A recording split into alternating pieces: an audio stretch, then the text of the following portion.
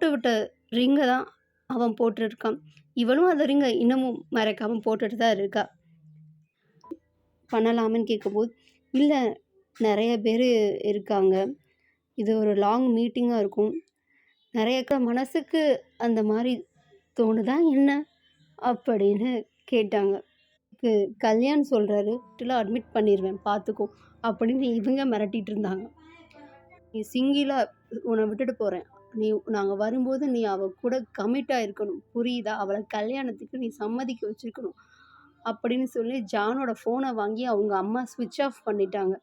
இந்த ஃபோனை நாங்கள் வர்ற வரைக்கும் ஆனே பண்ணக்கூடாது. அம்மா ஏம்மா ஃபோனை ஆஃப் பண்ணி, ஹாஸ்பிட்டல்லேருந்து ஃபோன் வருமா, அதெல்லாம் நீ ஒன்றுமே பண்ண வேண்டாம், நீ 1 மாதம் லீவ் உனக்கு கேட்டு நான் லெட்டர் அனுப்பிட்டேன்.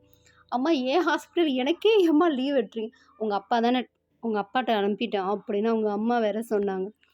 ஏம்மா இப்படி பண்ணுறீங்க, அதெல்லாம் நீ ஒன்றும் பண்ண, நீ மட்டும்தான் இந்த நாட்டிலே டாக்டரில், அந்த ஹாஸ்பிட்டலுக்கு நீ மட்டும் டாக்டரில், இங்கே நிறைய பேர்